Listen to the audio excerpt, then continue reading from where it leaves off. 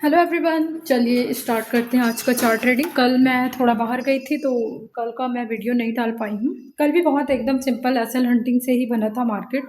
अगर आप चार्ट मेरे रोज वीडियो को देखते हो तो आप चार्ट को मिलाना आपको एकदम इजी पता चल जाएगा मेरे लेवल से।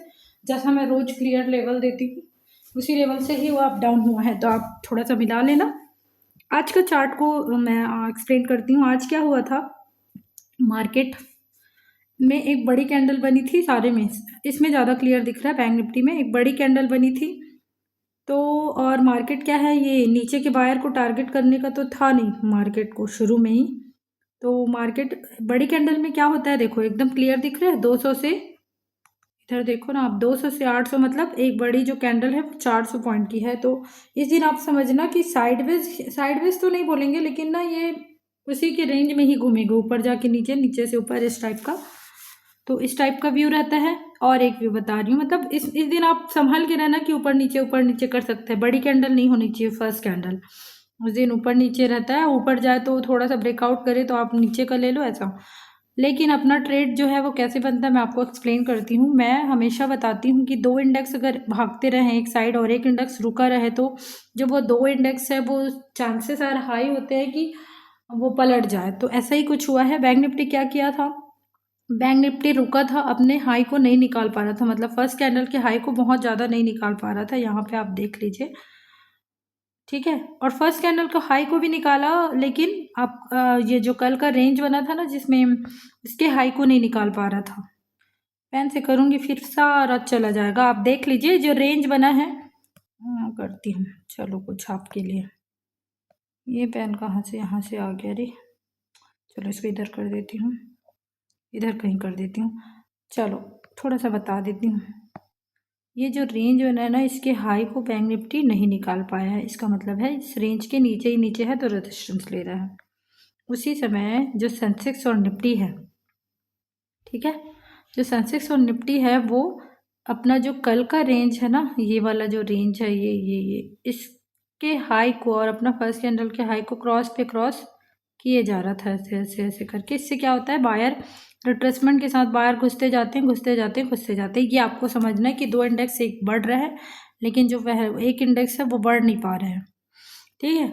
और उसी के साथ आपको एसएल हंटिंग देखना है कि जो सेंसेक्स है, और फिर मैं तो हमेशा बोलती हूँ कि एक बड़े टाइम फ्रेम में देख लीजिए। जैसे मैं 30 मिनट लगाऊं तो देखिए ये वाला जो लेवल है इससे ब्रेकआउट हो गया है, ठीक है, सेंसेक्स का। लेकिन उसके पिछले में एक और है स्विंग, ये वाला, उससे ब्रेकआउट नहीं हुआ है। तो ये ऐसे ही इस लेवल पे कंफ्यूज कर रहा है कि एक लेवल का तो ब्रेकआउट दिखा रहा है और एक लेवल से रेजिस्टेंस ले रहा है। तो उसी समय हमको दूसरे इंडेक्स को भी देखना है। जैसे निफ्टी का 200 का लेवल अच्छा काम किया। कभी कभी 200 के लेवल जब पास में आते हैं ना तो निफ्टी कोशिश करता है कि उसी लेवल से ही ब्रेकआउट या ब्रेकडाउन फेल करे, ठीक है। तो निफ्टी का क्या हुआ, ये सॉरी 200 का लेवल बोलते हैं, ये 800 का लेवल आया है पास में बैंक निफ्टी का। राउंड नंबर 800, 200 और 2, 500 और 1000, ऐसे मैं बताती हूँ आपको।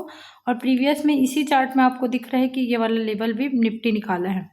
तो यहाँ हमारा जो PW सेटअप है वो भी क्लियर हो गया। और जो मैं आपको बताती हूँ पैटर्न कि दो इंडेक्स भाग रहा है और एक इंडेक्स रुका है तो मार्केट पलटने के चांसेस होते हैं। तो आपको यहाँ पे सेलिंग की पोजीशन बनानी थी। वो देखते देखते आपको आ जाएगा, चार्ट बनने के बाद समझ आ रहा नहीं, आपको बनते बनते ही समझ आ जाएगा। धीरे धीरे मेरे बोलने को जैसे समझते जाओगे ना तो आपको समझ में आने लगेगा।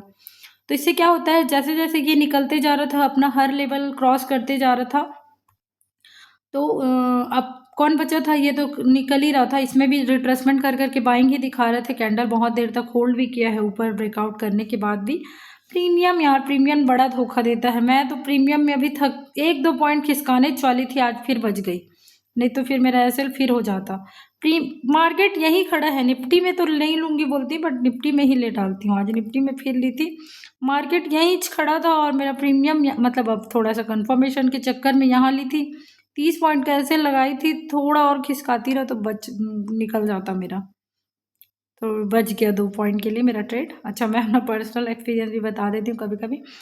तो यही देखना है कि उसने ब्रेकआउट किया है, इसने ब्रेकआउट किया है, सेंसेक्स ने ब्रेकआउट दिखा रहा है, लेकिन सेंसेक्स अपना प्रीवियस डे का यहाँ पे ब्रेकआउट दिखा रहा है लेकिन यहाँ रेजिस्टेंस ले रहा है, ठीक है। तो ये सब आपको देखना है। और बैंक निफ्टी का तो क्लियर दिख रहा है कि ये रेंज को ही ब्रेकआउट, मतलब अब रेंज है तो हाई है ना कल का, तो इसको तो ब्रेकआउट नहीं किया है, तो इसको आप मान सकते हैं, ठीक है, कि ये अंडर था, तो ऐसे लेना है।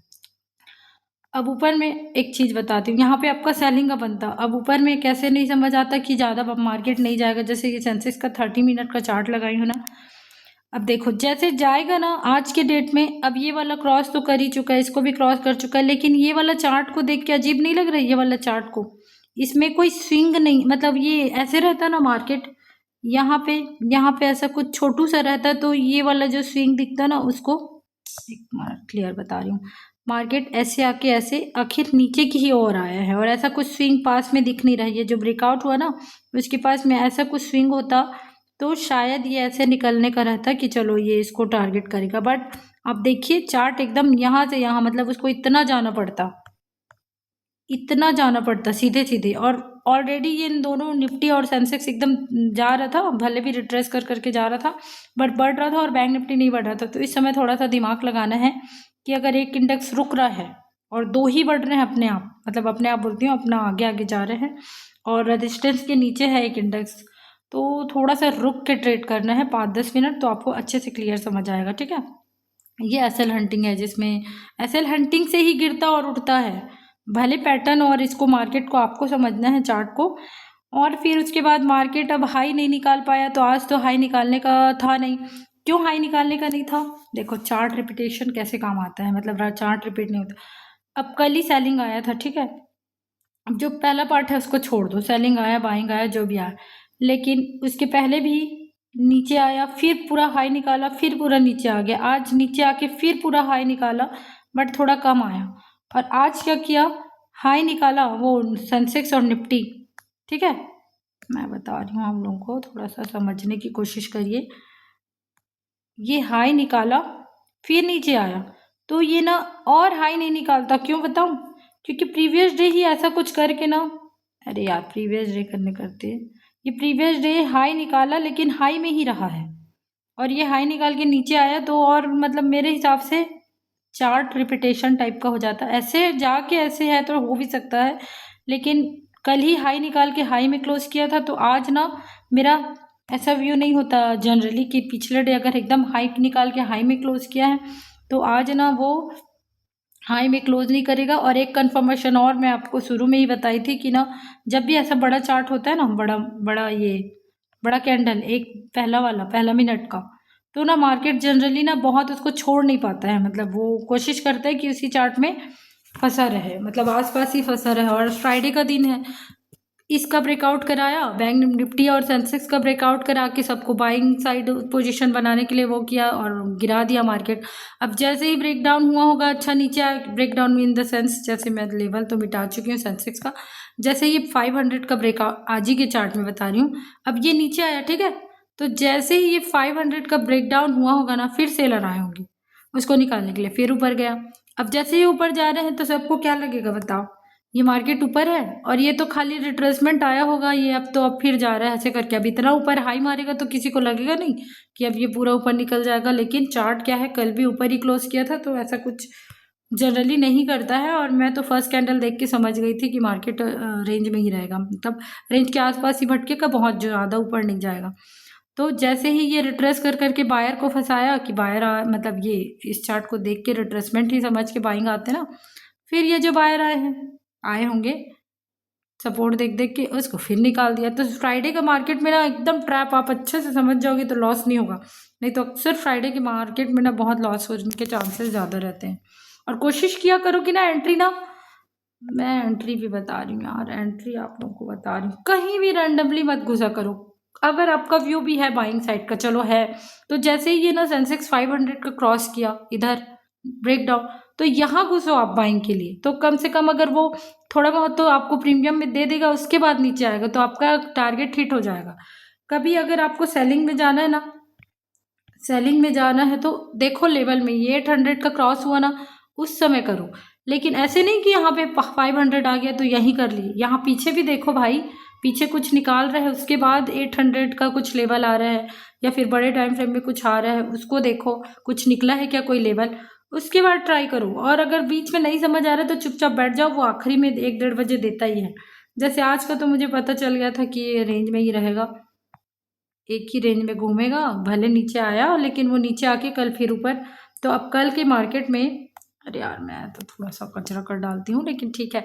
कल के मार्केट में देखो, बैंक निफ्टी को अच्छे से समझो। जैसे मार्केट में ठीक है, ये यहाँ पर रेंज बनाया है, अब मार्केट फिर ऊपर जा रहा है, लेकिन अगर ये मार्केट यहाँ कहीं गैप डाउन ओपन हो जाता है, ठीक है, मैं आपको कल का मार्केट बता रही हूँ, ये यहाँ कहीं ओपन हो गया ना, फिर से बताती हूँ अच्छे से सुनो।